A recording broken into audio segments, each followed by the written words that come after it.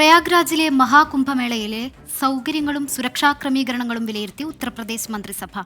പ്രയാഗ്രാജിലെത്തിയ മുഖ്യമന്ത്രി യോഗി ആദിത്യനാഥും മന്ത്രിമാരും ത്രിവേണി സംഗമത്തിൽ സ്നാനം ചെയ്തു. പ്രത്യേക പ്രാർത്ഥനകളും നടത്തി.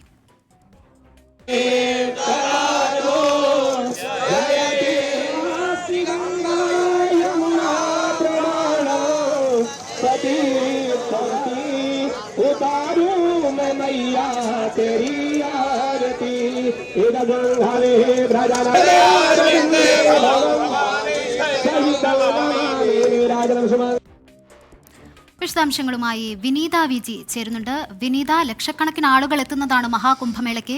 സുരക്ഷാ ക്രമീകരണങ്ങളൊക്കെ എങ്ങനെയാണ് സജ്ജീകരിച്ചിരിക്കുന്നത്? ഇനിയുള്ള ചടങ്ങുകൾ ഏത് രീതിയിലാണ്?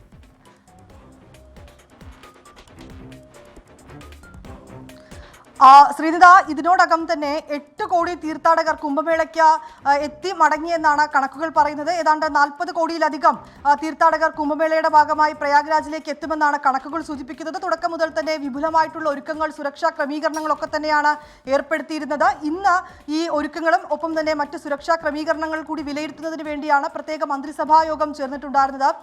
മുഖ്യമന്ത്രി യോഗി ആദിത്യനാഥിന്റെ നേതൃത്വത്തിലായിരുന്നു മന്ത്രിസഭാ യോഗം ചേർന്നിട്ടുണ്ടായിരുന്നത്. ഈ മന്ത്രിസഭാ യോഗ ശേഷം മുഖ്യമന്ത്രി മറ്റ് മന്ത്രിമാരും ഈ ത്രിവേണി സംഗമത്തിൽ ഇറങ്ങി സ്നാനം നടത്തുകയും പ്രത്യേക പൂജ നടത്തി മടങ്ങുകയുമാണ് ചെയ്തിട്ടുണ്ടായിരുന്നത്. വലിയ സുരക്ഷാ ക്രമീകരണങ്ങൾ കൂടി ഒരുക്കിയിട്ടുണ്ട്. പ്രധാനമന്ത്രി ഉൾപ്പെടെ കുംഭമേള സന്ദർശിക്കാനിരിക്കുന്ന പശ്ചാത്തലത്തിലാണ് ഇന്ന് അടിയന്തരമായി മന്ത്രിസഭാ യോഗം ചേർന്ന് ഈ സുരക്ഷാ ക്രമീകരണങ്ങളൊക്കെ തന്നെ വിലയിരുത്തിയിട്ടുണ്ടായിരുന്നത്. പ്രധാനമന്ത്രിക്ക് പുറമെ രാഷ്ട്രപതി, ഉപരാഷ്ട്രപതിയും എന്നിവരും ഈ കുംഭമേള സന്ദർശിക്കുമെന്നാണ് നമുക്ക് അറിയാൻ കഴിയുന്നത്.